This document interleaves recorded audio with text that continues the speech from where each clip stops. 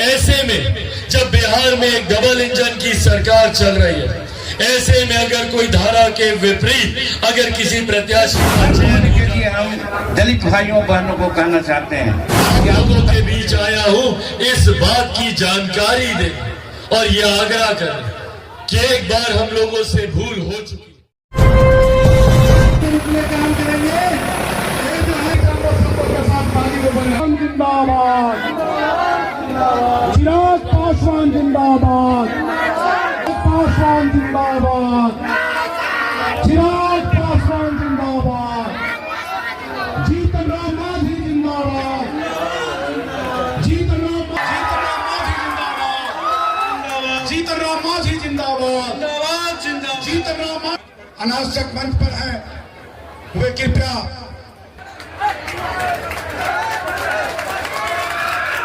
चलिए माननीय चिराग पासवान जी का जीतन राम मांझी जिंदाबाद, चिराग पासवान जिंदाबाद। एक ऐसे नेता, एक ऐसे सांसद या एक ऐसे विधायक को जिताना जरूरी है जो केंद्र सरकार या राज्य सरकार के साथ मिलकर आप लोगों की समस्या का समाधान कर सके, आप लोगों के जुड़े विषय को भारत की संसद और बिहार की विधानसभा तक पहुंचाने का कार्य कर सके।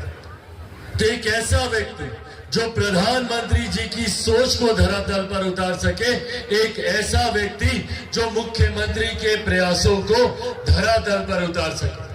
ऐसे में अगर कहीं हम लोगों से कोई चूक हो जाती है तो बदले में 5 साल तक जो दूसरे दल का विधायक सांसद जीता है वो 5 साल तक सिर्फ इसी बात का दोषारोपण करता रहता है, बहाना बनाता रहता है कि हमको केंद्र सरकार की मदद नहीं मिलती, हमको राज्य सरकार की मदद नहीं मिलती।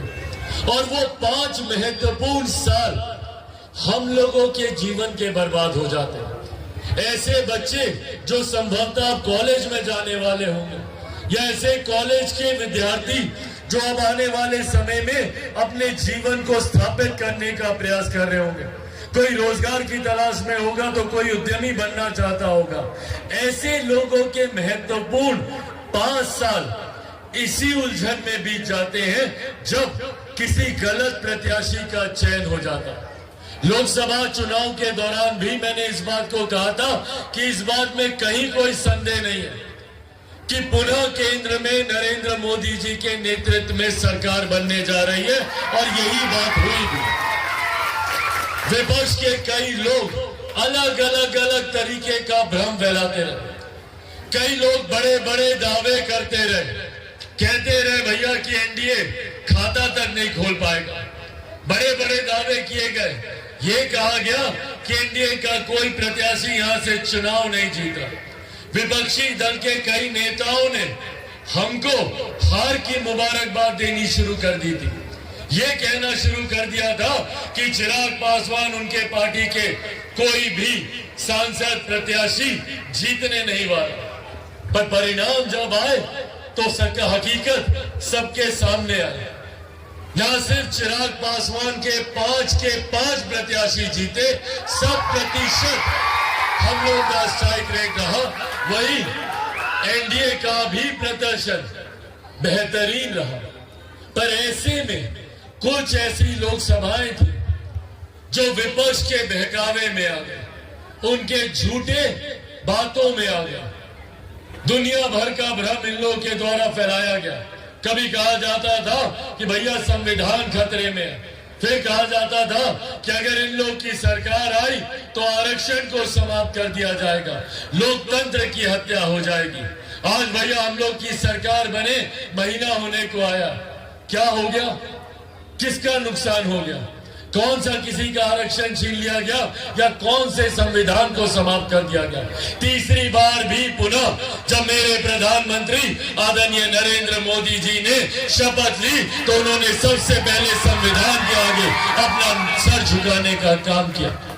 और मैं पुनः आज आप लोगों के सामने एक केंद्रीय मंत्री की हैसियत से खड़ा होकर आप लोगों को ये विश्वास दिलाना चाहता हूं, आप लोगों से ये वादा करके जाना चाहता हूं, आप लोगों के पहरेदार की भूमिका में चिराग पासवान केंद्र में एनडीए सरकार में अपनी भूमिका को निभा रहा। आप लोगों के ऊपर 7 जन्म में कभी कोई आंच चिराग पासवान नहीं आने देगा, ये वादा आप लोगों से करके जाता हूं। और ये वादा भी आप लोगों से करके जाता हूं कि जब तक चिराग पासवान जिंदा है, ना संविधान को कोई खतरा है, ना आरक्षण को कोई खतरा।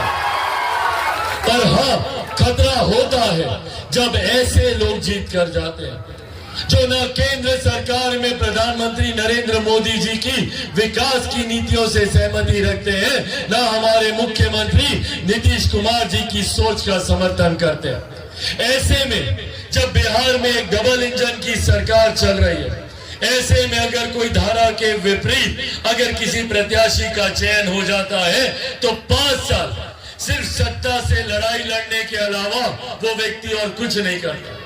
हम लोग लगातार जाते रहेंगे अपनी कागज पत्री, अपना दरखास्त उस व्यक्ति के पास लेकर, और वो व्यक्ति बदले में क्या बोलेगा कि हम क्या करें, केंद्र सरकार हमारी बात नहीं सुनती, राज्य सरकार हमारी बात नहीं सुनती। तो भैया फिर आप जीते काहे के लिए, आप चुनाव काहे के लिए लड़े? अगर विपक्ष को बात बात पर अगर यही बहाना देना है तो भैया वो चुनाव में क्यों आए? और यही आग्रह करने आज आप लोगों के बीच आया, आप लोगों के बीच आया हूं इस बात की जानकारी दे और यह आग्रह करने कि एक बार हम लोगों से भूल हो चुकी है, अब गलती से भी हम लोग को इस भूल को दोहराना नहीं है। इतना इज्जत शेड्यूल कास्ट को, दलित को कोई देने वाला है तो नरेंद्र मोदी जी है, और नीतीश कुमार भी कोई कम नहीं है। आप जानते हैं कि हम आपके सामने जो बोल रहे हैं, हम मुसहर समाज से आते हैं, और मुसहर समाज को मुख्यमंत्री बनाने का काम कौन किया? तो नीतीश कुमार जी ने मुख्यमंत्री बनाने का काम किया।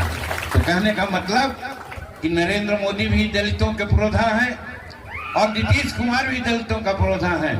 तो हम विशेष करके दलित भाइयों से कहना चाहते हैं, जो संविधान के नाम पर और जय भीम कह करके हमारा वोट जो होता है एनडीए का उसको नहीं दिलवाते हैं, उनसे सतर्क होने के लिए हम दलित भाइयों बहनों को कहना चाहते हैं कि आप सतर्क हो जाइए और आंख मूंद करके नीतीश कुमार जी को और नरेंद्र मोदी जी को आप वोट दीजिए, मत दीजिए। और उनका सीमा सलार, उनका प्रतिनिधि भाई कलाधर मंडल यहाँ पर हैं आपके सामने, इनको आप काफी वोट से जिताने का काम करें। 10 तारीख को आप तीर छाप पर बटन दबाकर। तो हम और चिराग भाई ने जो बात किया, मैं समझता हूँ कोई संदेह नहीं होना चाहिए।